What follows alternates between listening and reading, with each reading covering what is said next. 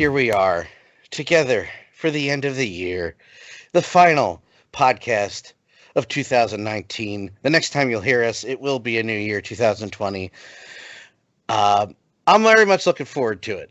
It's weird because I got a renewed sense of, not urgency, but I got a fire lit under my butt again. So 2000, I'm going to take, what are we, about a week and a half off from here to the end of the year and the beginning of next year, and then we'll be reconvening then, and I'll explain all that in a second. But first of all, I'm Dan Calchico. Follow me on Twitter at DanLaw83. Craig Lagans is here. Follow him at Craig Lagans. Real hard screen name to remember. He'll tell you even how to spell it before the end of the night with his very festive sweater. And if you ask him, it does magic. Look at that.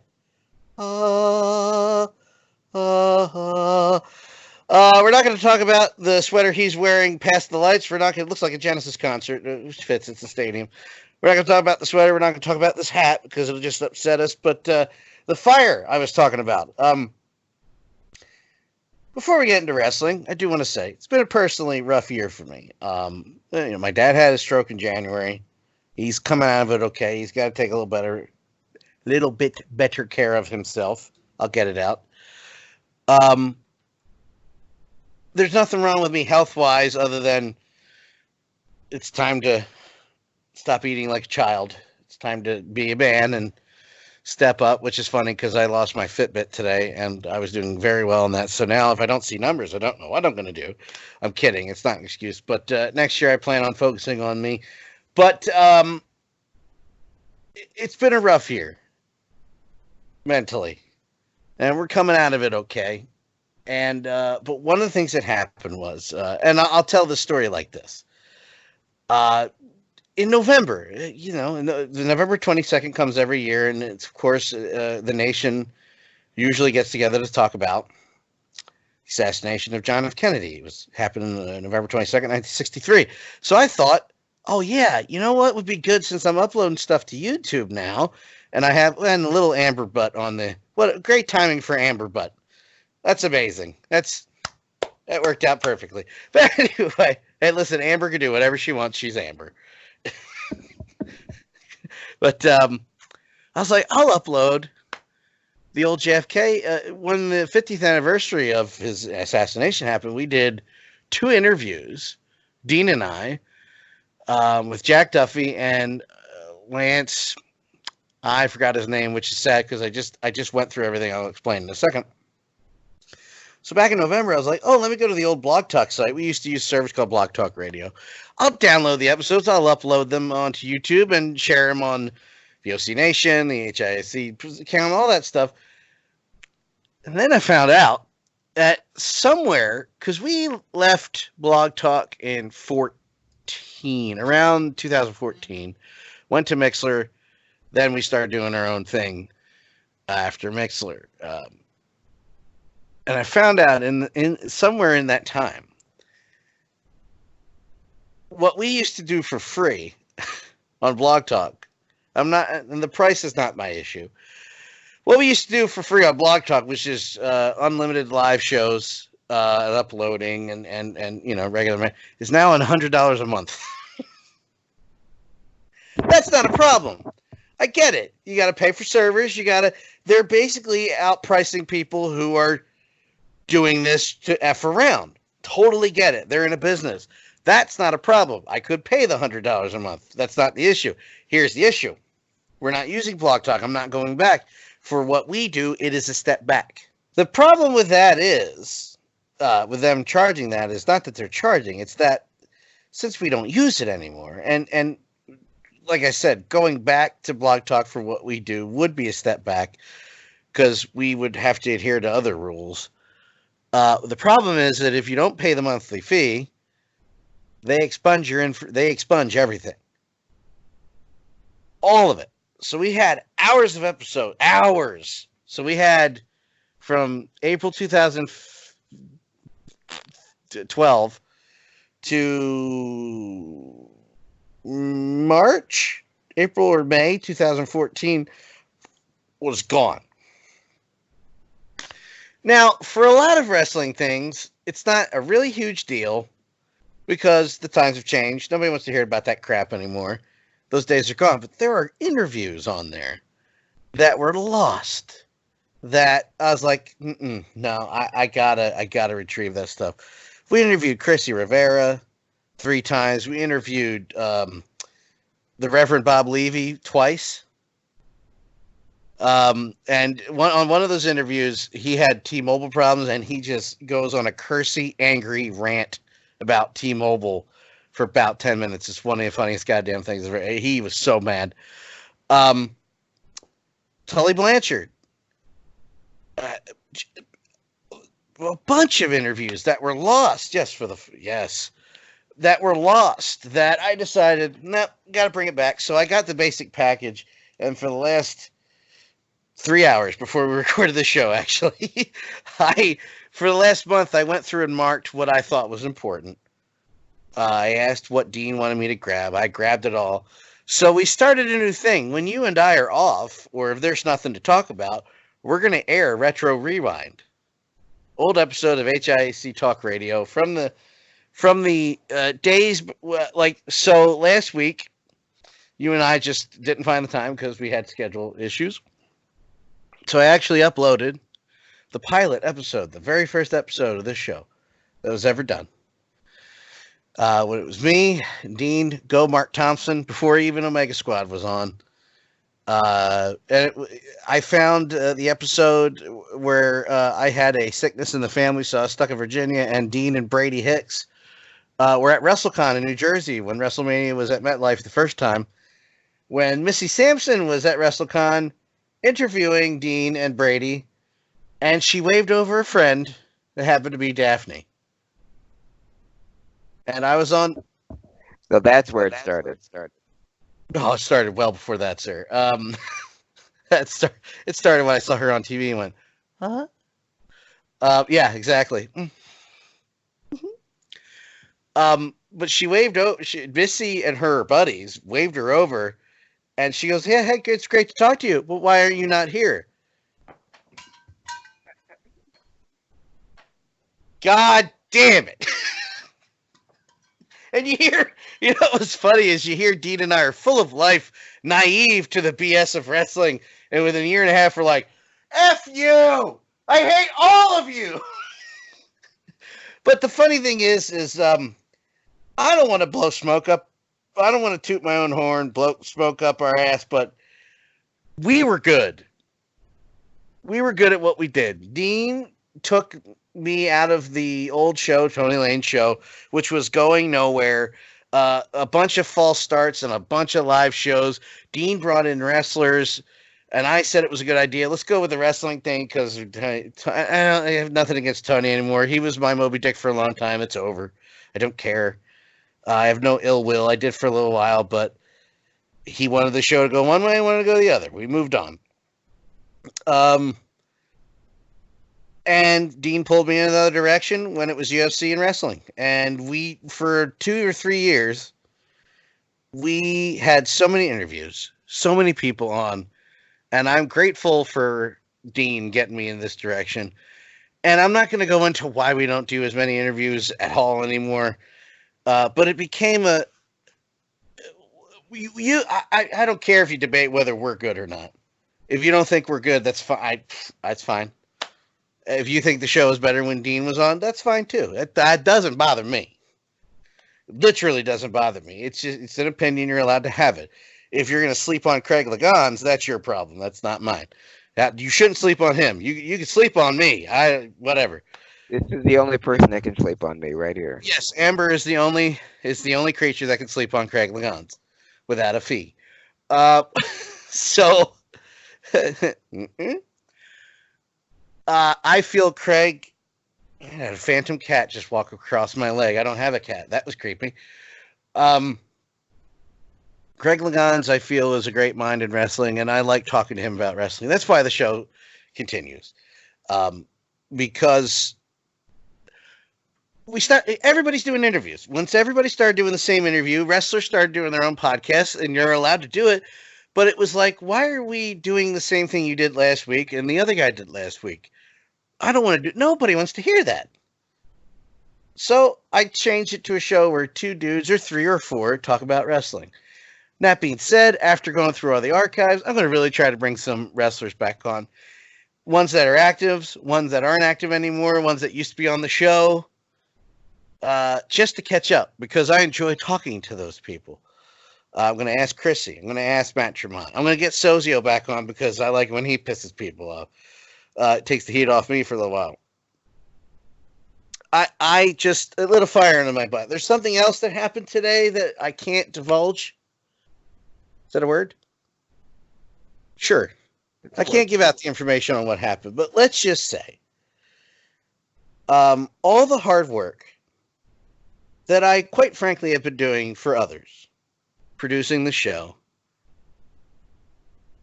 it was worth it today when my mail came. It was worth it. It felt like that. Again, you can argue that we're good or not. Whatever. It doesn't bother me anymore. But I do work hard to make it sound good. And I do work hard to make it sound as close to a radio show as possible with no background noise, no echo. I do my best. I can't force others to, not you, Craig. I can't force others to put money into it because it is free. We're not getting paid for this. But I do my best to make sure that the product does not sound like a dude on his cell phone. So it is enjoyable to the listener. So to the listeners that stood by us, not stood by. They didn't stand by. The people that left stood by and let us leave. The listeners that still listen, support, and comment, and share feedback with me on the YouTube page or in my messenger. My DMs are open, ladies and gentlemen. I appreciate you. And I appreciate those. It felt nice to, quite frankly, selfishly, there's 1 or 2 people that think I'm selfish. I hate accolades. I hate them. But today, it felt like it was all worth it. And I have to thank Dean Dixon for sending me on this path. So 2020, you and I are going to still do our wrestling historian thing, but we is definitely going to look for some interviews. That being said, before we get to the end of your historian, boy, NXT was something else this week. Let me just say, I didn't, to kind of piggyback on what I said before about I don't want to do what everybody else does, so that's why I try to keep it shorter and just 2 dudes who I feel are knowledgeable, him and me, about wrestling. Was there about 50, 60 years of watching wrestling between the 2 of us? If you add it up. If that, I mean, just 40 for me. 40, 50, 60. Yeah, about 60. I wasn't crazy. Nope. So it's about 60 years of watching wrestling. I will say this. Again, we didn't want to do the end of the year thing, but I'm going to say this because I just watched SmackDown. This is pre-recorded, folks. Merry Christmas, Happy New Year, Happy Holidays, Happy Hanukkah, Kwanzaa, all that good stuff. Merry greetings to all of you. NXT was the best show this year. Most definitely. AEW, SmackDown, Raw, NWA, NXT was the best. Without a doubt. And last week, I don't want to say they capped it off because they have, I think, 1 more show before the end of the year. Shayna Baszler and Rhea Ripley destroyed everybody else in the great race of best wrestling match of the week. And not only that, the reign of terror that Shayna Baszler has run over that company in almost 2 years finally came to an end. We saw the beginning of it in Philly last year. Mm-hmm. And we saw it come to an end in NXT this week. Not only is Rhea Ripley the new champion, but I think, I'll get your thoughts on this when I'm done, Shayna Baszler, nobody could say rationally Shayna Baszler sucks. If you think she sucks, like not like bad heat, like she's a bad guy, I hate her. If you think she's not good at wrestling, you're not good at being a fan. You don't know what you're talking about when it comes to Shayna Baszler. I'm not trying to be toxic.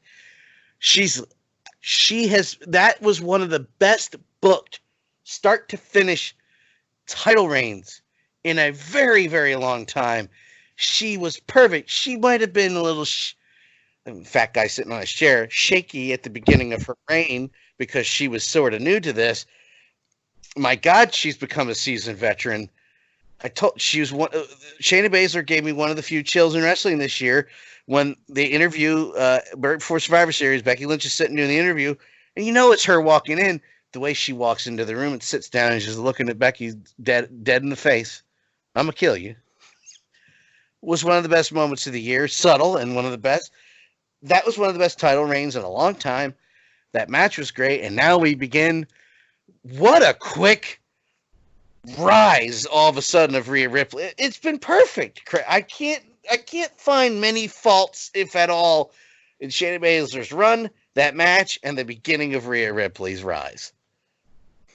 No, It's you finally can't. turned. And it's finally her turn, and you see how well a storyline or an angle can be booked in NXT, and how it's almost flawlessly done on that show. But it's like you're so light years ahead of every other wrestling show on the air, and even it's supposed to be the big, you're supposed to go from NXT to graduate to the main roster, but the main roster can't even come up with storylines or angles anywhere near this good, and they have a combined 5 hours worth of show, and they can't even get one angle right or one storyline that concentrates on wrestling, on what the on a leading up to a big match, not leading up to a big backstage segment or a big interview with somebody else. Yeah. Shayna Baszler, and I don't know what it is about NXT and women, but between Shayna Baszler and Asuka and the rise of Bayley 5 years ago, this company does a better job with the talent that they have. Not that there aren't great women wrestlers in other federations, but with what they have to work with, they do a better job of creating a great character that fans get behind, or an unstoppable champion. I mean, the last time that we had a champion like this was Asuka, and what Shayna Baszler is a completely different wrestler, but they booked her the exact same way they did with Asuka, just as an unbeatable, superior athlete. One can only hope or pray that the WWE can take this Shayna Baszler and make the same Shayna Baszler in the WWE, which thus far has not always been a smooth ride. We've documented on the show many times the NXT talent that goes from NXT to WWE, and they, even though they're the same wrestler, even have the same gimmick, they're not the same anymore. So, And also, like we said, with Shayna Baszler losing the title, Rhea Ripley stole the show, Survivor Series. One of many people in NXT that stole the show. And it's been quickly reciprocated where she is now the NXT champion. Not that she didn't earn it. I have no complaints about how that went. It is just the next. It's just the next step. And I can say with every confidence that I don't think we have to worry about Shayna Baszler going up to the main roster. At the same time, I don't think this is over, and I definitely want to see more of them. But it'll be nice to see heel Shayna Baszler chase for a while. That's what I'm looking forward to. yeah, when I seeing her without a belt. I can see that killing her inside. She's gonna do some bad things with her and her Jessamine Duke, and I'm blanking on the. I'm The blanking third on member of the Four Horsemen. Yeah. Damn it, that's terrible. I'm blanking on her name. That's okay. I can't remember all four guys in Undisputed Era either. Yeah, I'm always missing one. I can get 3 out of the 4, but never all 4. Roderick Strong. Yeah. That's it. Yeah, so we can all agree that NXT was the best show the better show this year, all year. Oh yeah. And that was before the Wednesday night air quotes war started. And that's it. We be amiss if we didn't mention that NXT beat AEW in the ratings again. I'm still getting worried about those numbers, man. What's worrying you about the numbers? They're low. All the numbers are low. It's so low. I wasn't expecting. Let me, Craig. I wasn't expecting Monday Night War 7 versus 6 numbers. That's never going to happen. I don't think you can have. I don't think there's anybody coming down the pike or in the company now that can elicit the responses of the talent that they had in the mid '90s. I don't think it's ever going to happen again. But these are not great. I mean, No. 700,000 versus 600,000, Craig. Holy Jesus Christ. Well, it's kind of a how far the mighty have fallen thing. Well, before we get to how far the mighty have fallen, we also have to realize that the amount of streaming, internet, other channels that are available now has severely diluted the professional wrestling viewership. Not to say that, those numbers are nothing to sneeze at. Many independent shows would love to have numbers like that. And the numbers that AEW and NXT have now that they're fighting over, in later on in the show when we talk about the wrestling historian, I'll be giving you some TV numbers that really just for comparison's sake, it's kind of askew. So yes, I saw the same thing you did, Dan, that the numbers are low compared to what past wrestling wars quote have done. But keep in mind that was 20 years ago. And there have been a lot of channels added to our lexicon since then. But wrestling is always going to be wrestling, and there's always going to be TV deals, and there's always going to be folks that are going to see it. Yeah. But as of right now, the NXT is ahead, and with the numbers they're getting, though, I mean, even if it's 1 million compared to 500,000, that's still something. I do want to say this. We'll get to those numbers later if we get to them, because now that we're 20 minutes past the 20 minute, we're 2 minutes past the 20-minute mark. Easy for you to say. So now we have an episode. So if we continue to have technical difficulties, we're going to end it. So we might not get to it. So Okay. right now, folks, you're listening to see if we get to the moment that Craig talked about. With that being said, it is time, sir. Take us to the time machine. Ladies and gentlemen and ladies, children of all ages, please step back into the Wayback Machine with me as we go back to a time when professional wrestling was ruled by territories, where titles were called belts, and when sports entertainment was in fact called professional wrestling. We're going to start at December 13th, 1971. We're going across the pond, Dan. You're going to notice a theme in this particular segment of Wrestling Historian, because December 13th, 1971 was a landmark date in the JWA. That's the Japan Wrestling Association. Back then, there was only one wrestling association in Japan, the JWA, the Japan Wrestling Association. But on this day, December 13th, 1971, they fired Antonio Inoki. And there's rumors Antonio was attempting to take over the company. So he was fired. A year later, Antonio Inoki would found and start the New Japan Pro Wrestling organization, which spawned many great Japanese and American stars. Also with the company, the JWA, was Giant Baba, and he would leave also, and he would start the All Japan Wrestling Company the same year that Inoki did. And the JWA, the Japan Wrestling Association, would close its doors for good in 1973. So with those two stars gone, Antonio Inoki and Giant Baba uh, left within a year, and after they left, the JWA, the only Japanese wrestling association, the only Japanese professional wrestling company in Japan, would fold in less than 2 years, Wow. just from the loss of Antonio Inoki, who would start New Japan, and Giant Baba, who would start All Japan.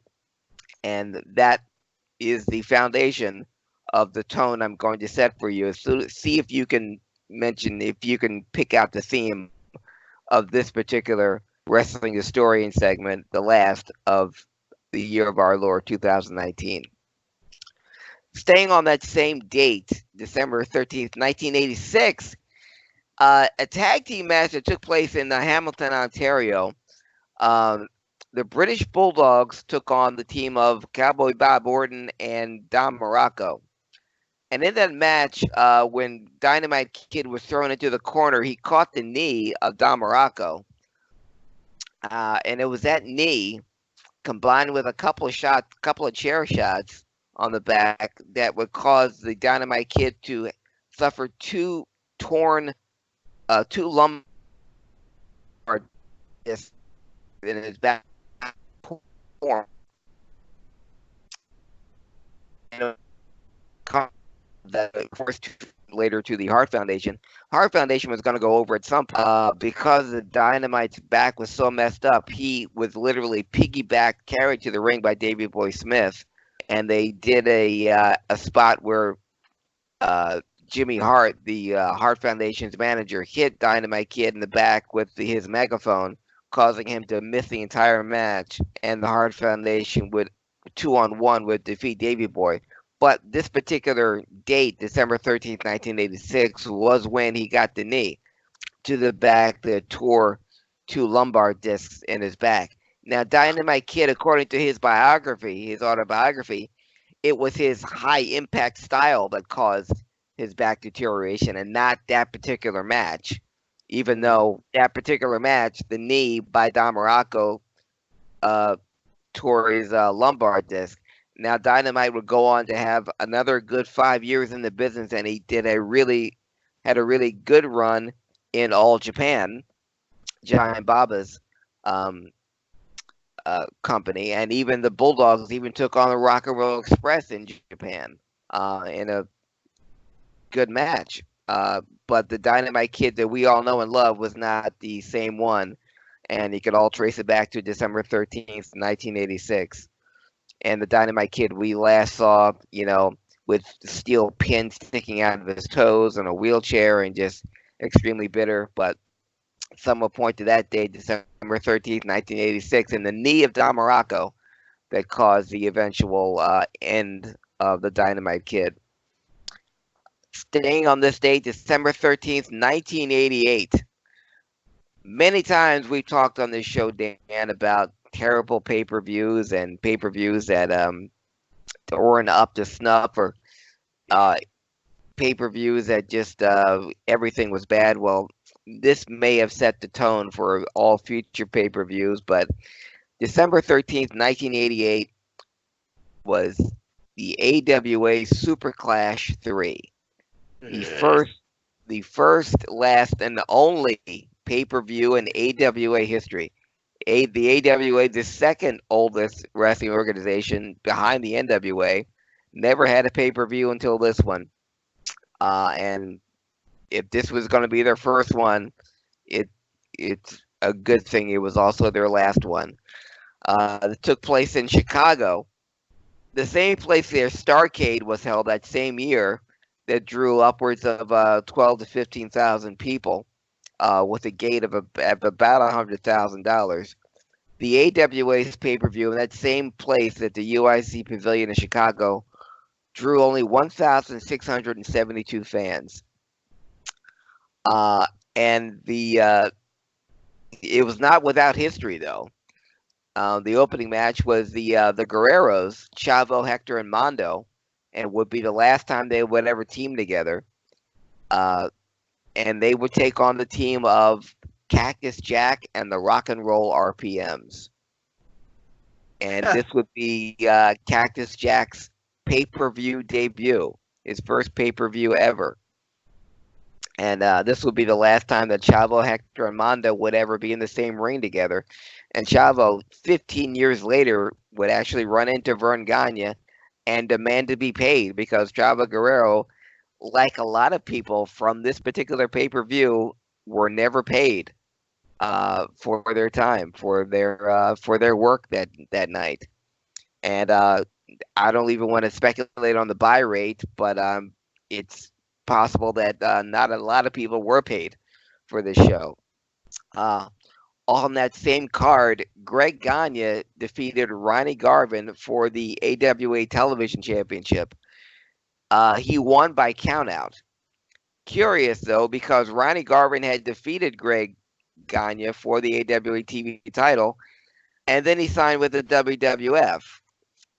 So Garvin was the defending champion going in here, but because they couldn't tell the folks watching, whoever were watching, all three people that were watching this pay-per-view, that Ronnie Garvin was already with the WWF, and because Ronnie Garvin on his way out didn't want to do a job to Greg Gagne, they had Greg Gagne defeat Ronnie Garvin by countout to win the AWA TV Championship. And that same card, the main event, historic main event, the AWA Heavyweight Champion Jerry Lawler took on the World Class Heavyweight Champion Kerry Von Erich in a title unification match. Kerry, who you may recall, or those of you who don't know, one of the great wrestlers of all time, one of the great bodies of all time, but to anyone who's ever known Kerry for any length of time, was always impaired. And this was more or less true on big matches. This was a big match. And Kerry absentmindedly sliced his own bicep open in the dressing room. Now, Kerry was going to get some color in this main event match with Jerry Lawler. And so he had the razor blade attached to his finger. And somehow he slid it across his arm and putting on his ring jacket and sliced his bicep open. So before the matches even started, he was bleeding a gusher from his arm. Yeah. To cover it up, Jerry Lawler attacked Kerry and ran his arm into the ring post to explain all the blood that was coming out of his armpit. The finish of the match, of course, now legendary. Kerry did wind up blading himself, and just like his arm, went too deep on his head. So he was bleeding a gusher while he had the iron claw on Jerry Lawler, where Jerry Lawler's flat on his back. The referee stopped the bout because Kerry had lost too much blood. Even though he had Jerry Lawler unconscious from the claw, the match was given to Jerry Lawler. Jerry Lawler would become the world-class champion, and he would become the first unified heavyweight champion by being the AWA champion and the world-class heavyweight champion. I actually, while you were talking about it, found the numbers. Okay. If you're curious. I am. So, through the research, I found out that Super Clash did a 0.5 buy rate. Wow. So, in 1988, that was 45,274 homes. Or buys. Buys. Okay. Just to compare, Mm-hmm. WCW Starrcade that year, which was Flair and Luger, I believe. Yeah. Did a 1.8 buy rate, and that's 162,988 homes. Wow. That's a failure. Yeah, just a little bit. It's a failure on attendance alone, because Yeah. that's not a small place, but Jesus Christ. Yeah. So in less than a year later, Lawler and Jeff Jarrett would buy World Class and rename it the USWA, the United States Wrestling Association. Jerry Lawler would be the unified champion of the World Class and the AWA champion, but he would have a falling out with the AWA and in particular with Vern Gagne over, get this, money issues. Here's my shock. Yeah, so go figure. Chavo Guerrero, 15 years later, still wasn't paid for it. Super Clash, and Jerry Lawler had a disagreement about Vern Gagne about a money issue. Jerry Lawler would leave the AWA, still the recognized AWA champion, and he would still bill himself as a unified champion, and that belt would continue on in the USWA and in Tennessee with Jerry Lawler. But yes, that was the AWA Super Clash 3, the cluster F of all cluster F. Well, yeah, I'll have to put Herb Abrams' UWF pay-per-view was up there too, but this one with so many big names attached to it, it was up there. But that was the AWA's first, last, and only pay-per-view in its history. I will say this. I've seen the show once from start to finish. I'm good. Yeah, I'm good too. That's it. And I remember being so excited too because I really wanted to, the Jerry Lawler. I didn't pay for it, but I wanted the Jerry Lawler Kerry Von Erich Unified Championship. Let's not understate this. Though the AWA was on a very large downswing, though World Class was on a very, very, I mean, that was on the tail end, obviously, before Kerry killed himself. That was on the tail end of World Class's rise and very fast fall and the literal death of the almost an entire family at the time. But at the time, you will never see this again unless business practices change. Companies working together to make a show run on a grand scale. Not indie wrestling. This was territory days. So these were fairly, minus the number problems, these were separate big wrestling companies running shows together. Nothing happened again, obvious reasons, and it will never happen again. There's a lot of logistics, booking egos, and personal egos that would have to be put aside to run anything close to what that is today. I think technically the last show like that, not that it was a big show, was the Terry Funk retirement show. Yeah. It was ECW, WCW, and WWF running one show together. Yeah. Or you could even go to the Brian Hilderman tribute, where you had WWF, WCW, and ECW, and Smoky Mountain wrestlers all working together. I think the harbinger or the indicator should have been Super Clash 2, which took place again in Chicago at Comiskey Park in a stadium show. But you had the AWA heavyweight champion, you had the NWA champion, Flair versus Magnum TA. On that card, you had the AWA tag team champions, the Road Warriors. You had the NWA champions, the Koloffs. You had Memphis, you had World Class, all on the same card. AWA, NWA, World Class, Memphis. In Japan, Giant Baba was on that card too. And that should have been the indicator because you had 5 different federations. You had, 8 different bookers. Everyone wanted their guys to look good. Ric Flair wanted to be the main event, but, he had to be reminded it's an AWA card. So, and obviously this champion wanted to get paid this, and this other guy wanted to be paid that. But yeah. Even at Super Clash, the one you're talking about at Comiskey, the capacity of Comiskey Park in '85 was about 43,000, closer to 44. Mm-hmm. And even at that point, Super Clash only did 20. Yeah. Now, I say only did. Mm-hmm. That's still an arena full of people. But when the baseball park is double the size, Harbinger is correct. That is a good word for. was an indicator, but yes, December 13th, 1988, AWA Super Clash 3. A year later, December 13th, 1989, the Colossal Connection. I haven't used. I always thought it was a great name for a tag team, but. Yeah. The unlikely team of Andre the Giant and Haku defeated Demolition for the WWF Tag Team Championship. I bring this out because this would be the last title that Andre the Giant would ever hold. with his good pal Haku, who we now know as Meng. But they were the AWA Tag Team Champions, and they would later lose that belt to in the following year at WrestleMania 6, 1990. But that was Andre and Haku would be the would defeat Demolition for the Tag Team Championship, and that would be Andre's last belt.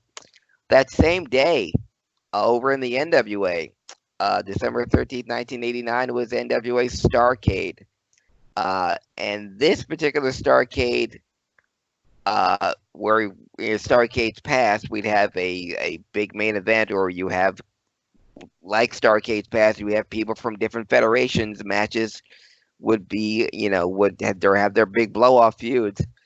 This was a departure because this was a night of the Ironman Tournament, where you had only 4 singles wrestlers and 4 tag teams would wrestle each other and would take up the entire card.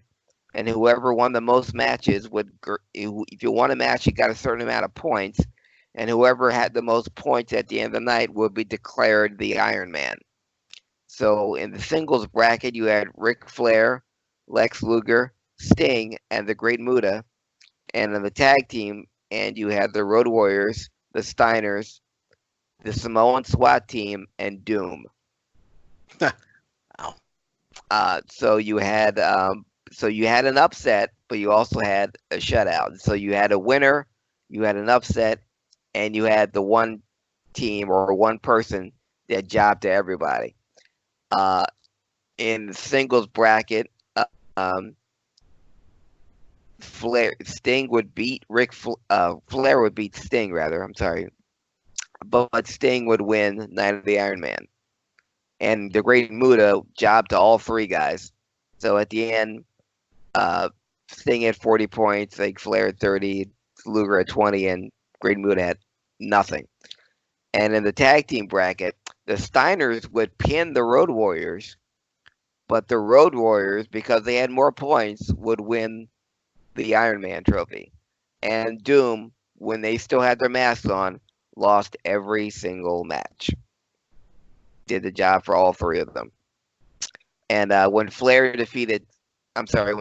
defeated Flair, that was the first time Ric Flair had ever been pinned at a Starrcade event. And then the history of Starrcade. So that was Night of the Iron Man, Starrcade 1989. Oof. December 14th, I just thought the whole idea was it was just a bad idea. It still is. It's freshly a bad idea to this day. Yeah, so we're only going to have 4 people and 4 tag teams on the entire card. They're all going to wrestle each other. That's dumb. Yep. December 14th, 1986, with Saturday night's main event. Now this show would air January 6th, but it was taped on this date, December 14th, 1986.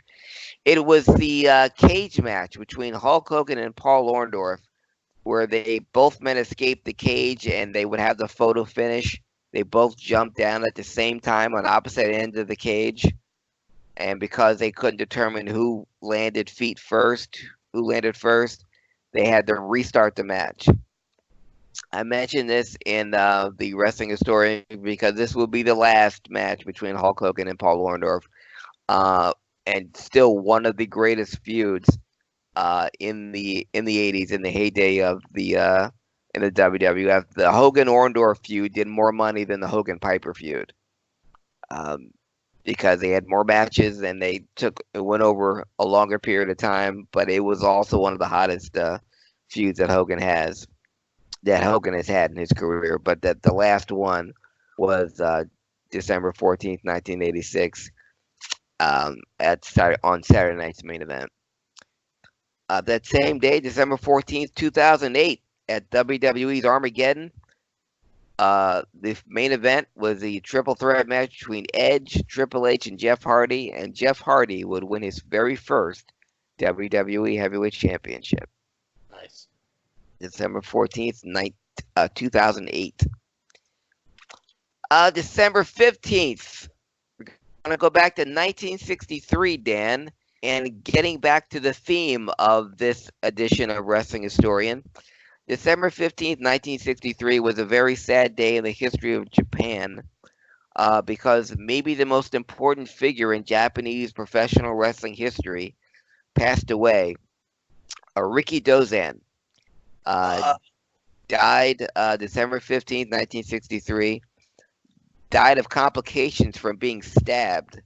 yeah. Now, yeah, now he was stabbed a week earlier. He was stabbed December 8th, but he succumbed to his injuries in a week later. Do you know why he died a week later from the stabbing? Well, there's so many stories about it, and I was going to get to it, but we'll get to it now. There was when he was stabbed in a nightclub, um, by a member So, of the yeah. Yakuza, the Japanese mafia. Apparently, someone stepped on Ricky Dozan's foot, and the guy didn't apologize. So they got into a fight, and in one story, Ricky Dozan had beat up his attacker, and the man stabbed him uh, while during the attack, and he got up and just continued partying the night away. That another one that he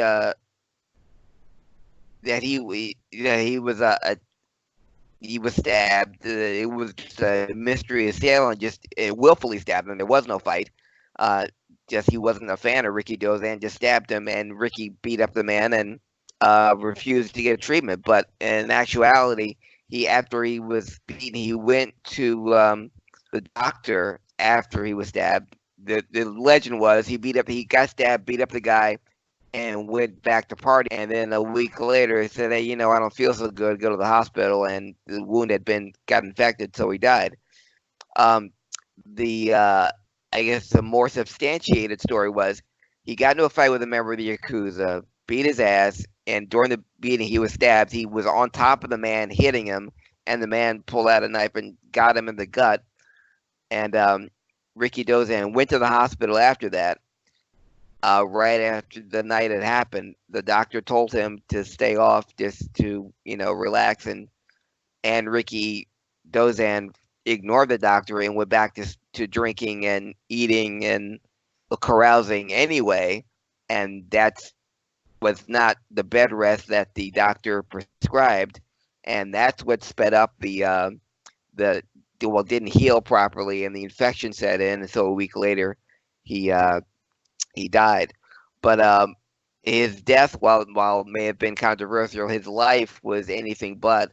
Ricky Dozan was responsible for the popularity of Japanese wrestling.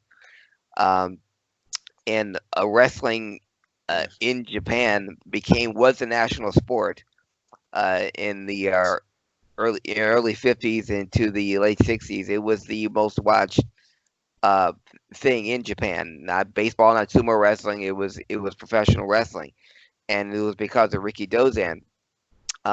Interestingly enough, though, Ricky Dozan, even though he was born in Nagasaki, Japan, was in fact Korean, and that was hidden from folks because Koreans were discriminated against in Japan.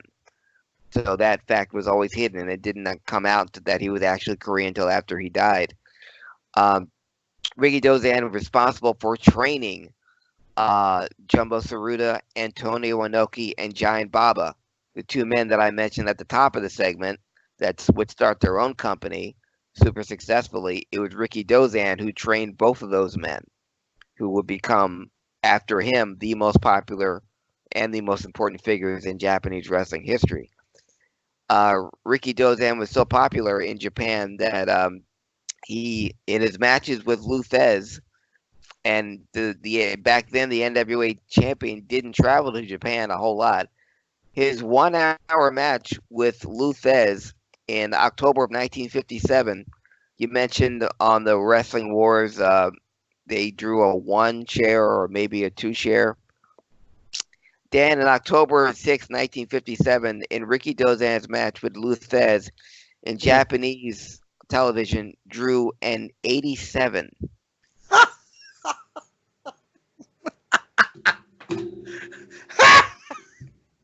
Okay. 87. Wow.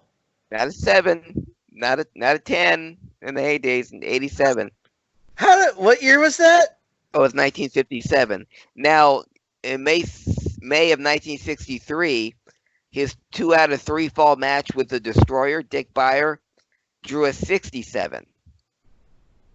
Now, that's the largest television audience in Japanese wrestling history because there was more people that had TVs then. So the 87 meant there was maybe like 3 TVs or 3 channels altogether. In 63, there was a lot more television, and he drew a 67 share for his match with the Destroyer. I can't even look that up. So how much a 1 rating is? Well, I can't even. Never mind. Yeah. But Never mind. Yeah, and his matches with not only Luthez but with Freddie Blassie were legendary. His match with Freddie Blassie caused a number of women have heart attacks watching the show. But Ricky Dozan is the most important figure in Japanese wrestling history, because Japan, because of obviously World War II and the bombings and the negative press, Ricky Dozan became a hero, especially when Americans came over to wrestle and Ricky would beat them. And Americans were still seen as heels, even if they were good like Luthez. And it was because of Ricky Dozan's influence on Luthez that the NWA would start having regular matches in Japan, and the NWA wrestlers would come over to Japan, not only for Giant Baba's company, but for Antonio Inoki's company. And because of the payoffs, thanks to Ricky Dozan, because if you wrestled Ricky Dozan or if you wrestled on a card featuring Ricky Dozan, you were getting paid, and you were getting seen. 70 million people. Yeah. Okay. Yeah. Holy hell. Yes. And that was for 1 match. And those were just the ones that we know. The Freddie Blassie matches. I'm sure were in excess of 50 or 60 million people at a time. But but we said goodbye to Ricky Dozan December 15, 1963. He was 39 years old, Dan. About Ricky Dozan. It's 1 word, by the way, folks. People are saying, how could that be possible that many? Craig touched upon it, and I want to elaborate. Cultural icon is the word you use with Ricky Dozan. Period. Craig, you said earlier it was a national sport. Football, baseball, in the 50s and 60s. That level and more.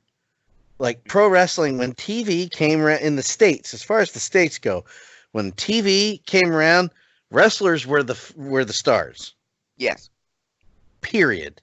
They were household names. Vern Gagne, household names, making money hand and foot, hand over fist, whatever the freaking words are. I apparently don't know words this week or any week, really. Ask Omega Squad. So yes, that many people, because that is something basically 80% of the country was watching this match. Yes. Because it was the thing to watch.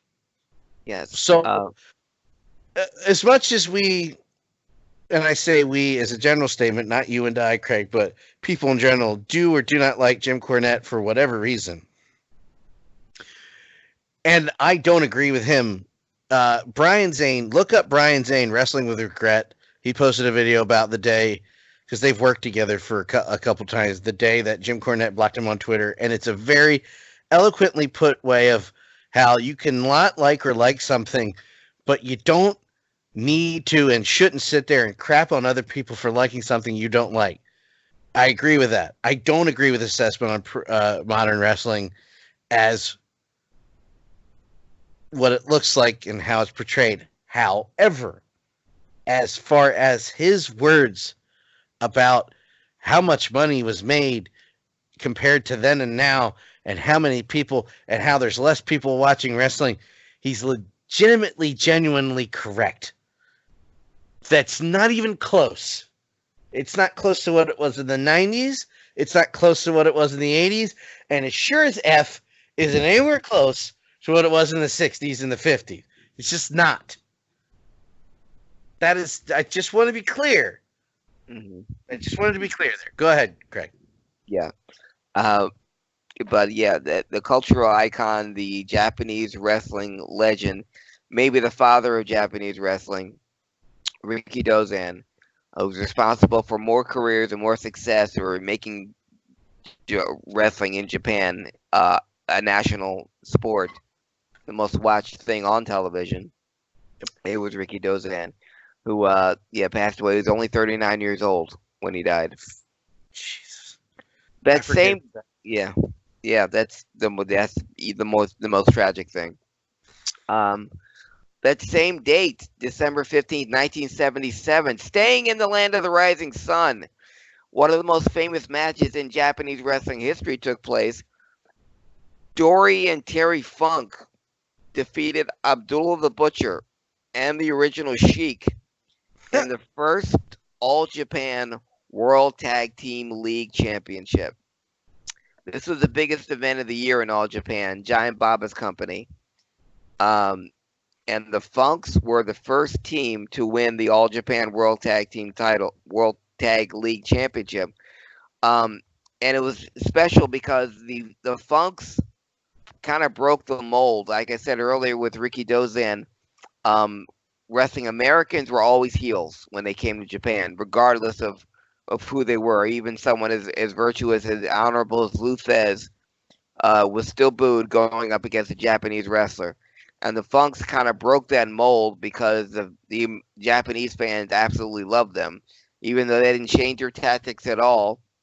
But the Funks, when they defeated Abdullah the Butcher and the Iron Sheik, would be the first All Japan World Tag Team League champions. And this would be the biggest event in Japan, the biggest event in All Japan every year.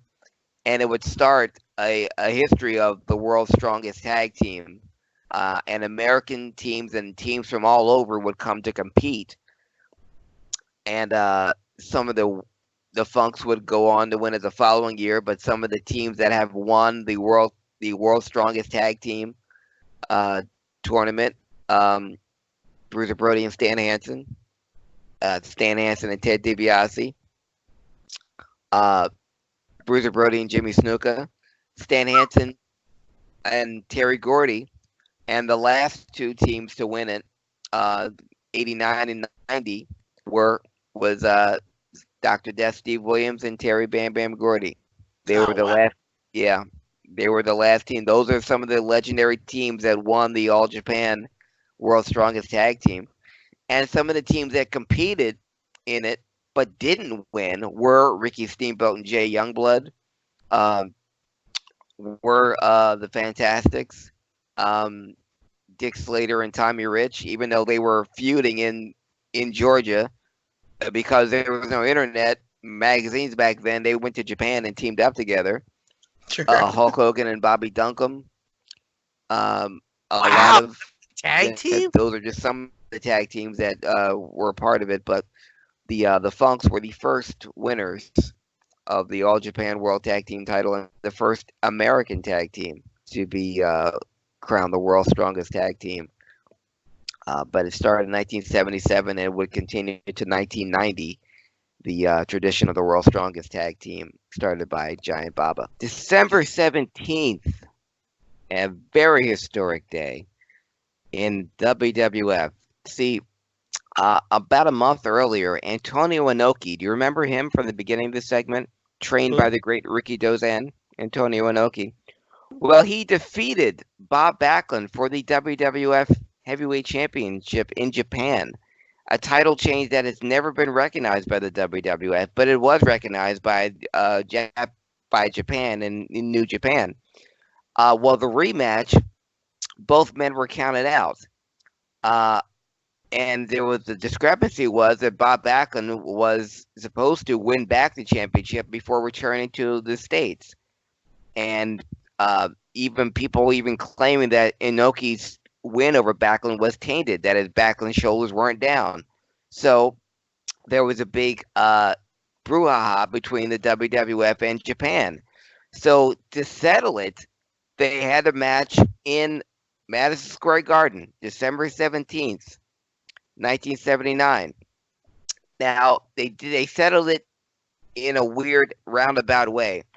Bob Backlund would defeat Bobby Duncum in a Texas death match for the vacant WWF Heavyweight Championship. Now, this is all unbeknownst to the fans. The WWF president at the time his name was Hisashi Shinma. He was the president of the WWF. Before the match between Bob Backlund and Bobby Duncum, he came to the ring with the belt. Okay, Bob Backlund didn't wear the belt to the ring. The president came to the ring with the belt, and when Bob Backlund won, he won the vacant WWF Heavyweight Championship. Now, Antonio Inoki, when he won the title from Backlund in Japan, he was already the NWF champion, the National Wrestling Federation champion, which was the heavyweight champion of Japan, New Japan's heavyweight championship at the time. And because he was champion when he defeated Backlund, both their belts were held up. So when Antonio Inoki was on that same card on Madison Square Garden, he defeated Hussein Arab, who we all know as the Iron Sheik. When Antonio Inoki defeated Hussein Arab, he won the NWF Heavyweight Championship. So the two men who were champions in Japan defeated two different men to regain the belts that they had never lost. I love wrestling sometimes, man. If that wasn't enough, Dan. Oh no! Wait, there's more. But wait, there's more. On that same card that Bob Backlund won the vacant WWF Heavyweight Championship and Antonio Inoki won the NWF Heavyweight title in Japan that he never lost, the NWA Heavyweight Champion Harley Race defended his belt on that card against Dusty Rhodes in Madison Square Garden. Wow. Harley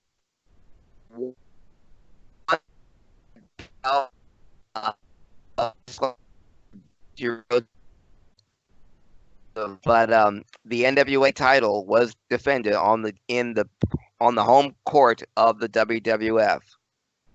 And if that wasn't enough, and by God, don't you think it ought to be, on that same card, Ted DiBiase would lose via a bear hug. He would lose by a bear hug to Hulk Hogan, who was making his WWF debut. Wow. That was Hulk Hogan's first match in the WWF was on the undercard of an NWA title match, an NWF title match from Japan, working with Antonio Inoki, who he would have a long friendship with wrestling in New Japan, and a WWF heavyweight title match with Bob Backlund. So all that took place on the same card, December 17th, 1979. 40 years ago, that's what wrestling was, kids.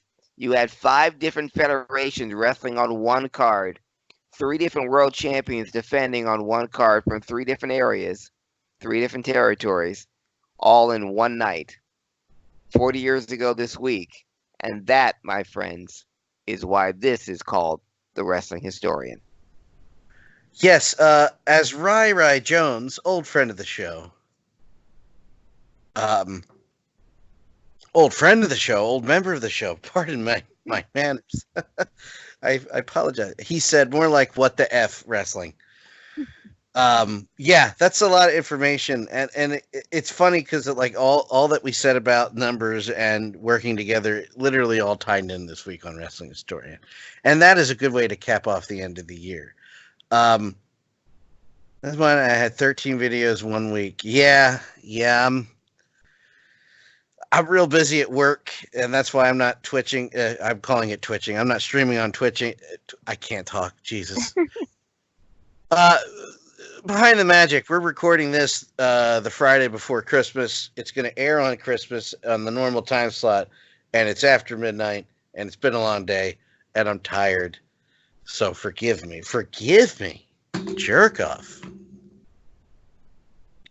So, yeah. That's one of the best historians. I love talking about that stuff. And if you don't know the name Ricky Doze, I just want to reiterate, go look that up. Look up the story, look up his matches, and unfortunately look up his death, because I guess the sixth rumor outside of Wrestling Historian is that the knife was actually predetermined, like a hit. It was like a hit. Yeah. This is one of the stories. I'm not correcting you. I'm adding to the stories you've mentioned, and that the knife was pea soaked. Okay. And that's what poisoned him. Okay. But the more you research it, you find out that there was like he didn't feel good. There was surgery involved. He went home. The surgery was successful. He was going to be fine. The doctor told him not to eat, fast for a day or two. He goes home and immediately starts ordering sushi. Yeah.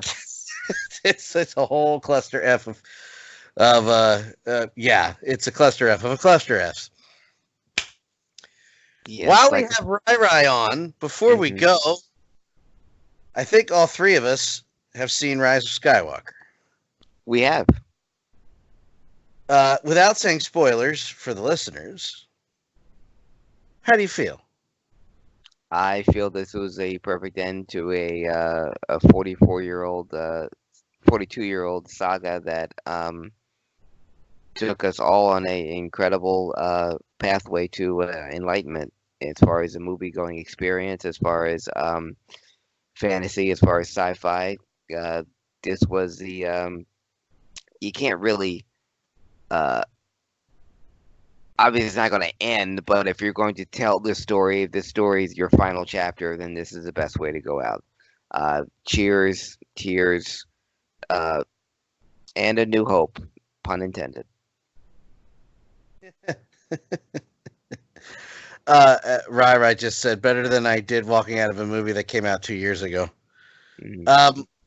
It's funny you mentioned that, because I did want to, because Ryan and I were talking. I had to cut him off because I'm like, I'm trying to record. We're having problems. I can't talk to you right now. I loved The Last Jedi. I know not a lot of people agree. Well, there's a few people. There are people. People like that movie. People don't like that movie. There are the middle ground where people hate the fandom menace, as they're calling themselves, which that is the only time I will ever mention those pricks. Who threaten, verbally assault, and go after people who dare to act in a movie. Who have, never mind, I'm not getting into it. That's as far as I'm going into that. That just make it, you're allowed to not like something. Yeah.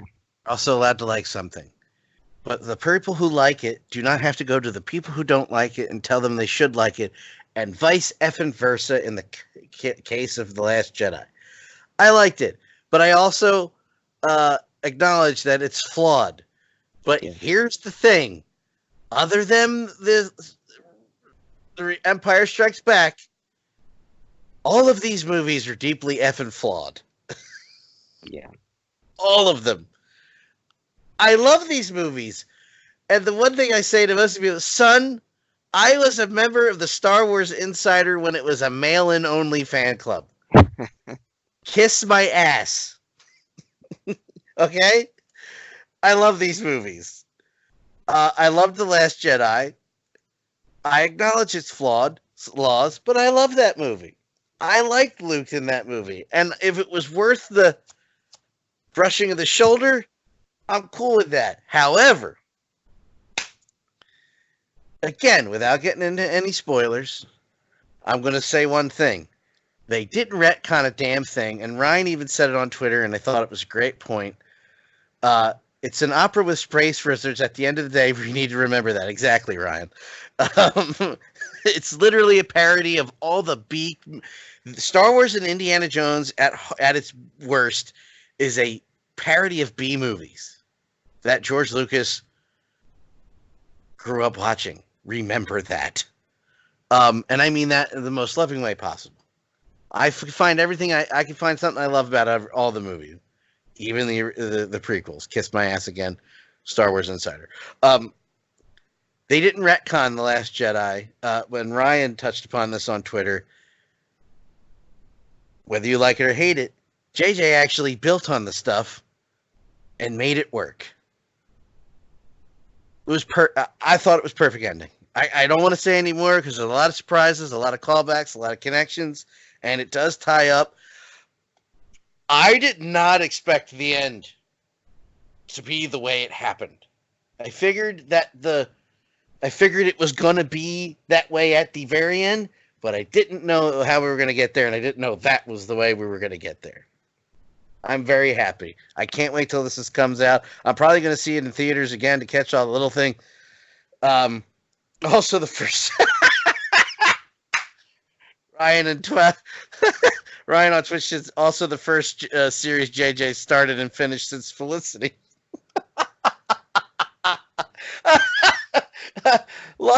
Lost. I'm letting that one go. I gladly enjoyed it. And now the next one we're going to do, Ghostbusters Afterlife. Or they're calling it in Europe, which is a better name, I think. I'm not going to care. I don't care. It's Ghostbusters Legacy. I liked it. I don't know why I sounded really Philly when I said Ghostbusters there. And that is our cue to get the hell out of here. Craig? Yes. Thank you. Wow, I'm 12 again. I went through puberty. Elaborate as I started the show. I want to elaborate again. Thank you for being part of the show. Thank you for bringing on the Wrestling Historian every week, and thank you for continuing to want to go on that ride next year. I will try to bring more people on to interview. Like I said, going through the archives get me a little fired up to get people back on the show again. I might not get new people, but I think maybe having a guest mic every now and then would be a good idea. So thank you for coming along with this ride, sir. And this is the last time you have a chance to speak before the end of the year, so say what you're going to say and then tell them where to follow you on Twitter.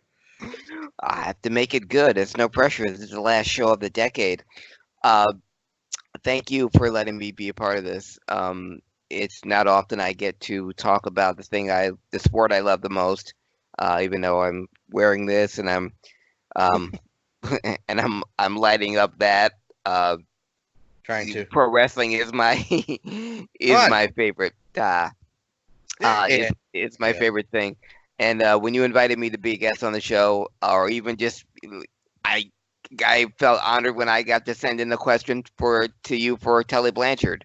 I did my due diligence, and I actually did see the match, the I Quit match between Matt and TA and Tully. You beat best. That's how far back it goes. I felt honored to be part of that, because I envied you, because you got to talk to all these wrestlers, these great, and to Reverend Bob Levy and these people that I've known for and I've been fans of for so long. So it's an honor for me to be part of this, for you asking me, and I look forward to it every week. I was looking forward to it all day today. I went to the reason you're wide awake listening to this now, but it is very late while we're doing this. I went to a Sixers game and came back to record this podcast because I couldn't not do it. I wanted to do it more than anything, especially because my favorite team lost. So I was more looking forward to something that I know would make me happy, which is doing the show, which was doing the Wrestling Historian, which is because I get such a kick out of going back because I remember some of these things that happened that I'm talking about, because it fills me with joy all over again, because I remember how great wrestling was and how great wrestling could be again. So, and I would not have had this opportunity if it were not for you. So thank you, Dan. And you can, thank you, honestly. And here's to seeing you more in the new year than we did this past year in person. And in the meantime, in between time, you can follow me on Twitter, Facebook, and Instagram at Craig Ligon, CraigLigeons.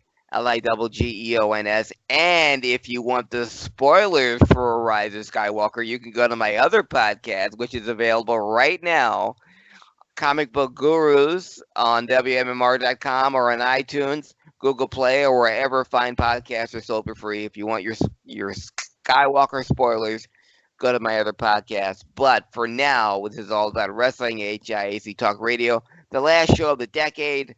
Yeah, we're going to go out with a bang, or in this case, a light show. So, thank you. Do it again. Do it again while I talk. Come on. Yeah. Follow me on Twitter at Daniel83. The HIAC Talk Radio Network is on all social media platforms at HIAC Talk Radio. Well, what a buried the lead there. Yeah, shake him, Craig. You can listen to the podcast on Apple Podcasts and Google Play Podcast. I am so distracted by your light show. You're nipping. I've caused several seizures today, Dan. Yeah, I'm about to have another one. VOC Nation Radio Network on Apple Podcast and Google Podcast, thebradyhicks.com, or to see the video version, which if you're already watching it, you already know, youtube.com/danlaw83. We will see you next year. For Craig Lagans, for Rai Jones listening, Twitch streamers stay on for a second, but for the entirety, and Omega Squad, Chris Green, the entirety of the HIAC Talk Radio Network, I'm Dan Calchico. We'll see you next year. Happy holidays, Happy New Year, all that good stuff. Goodbye.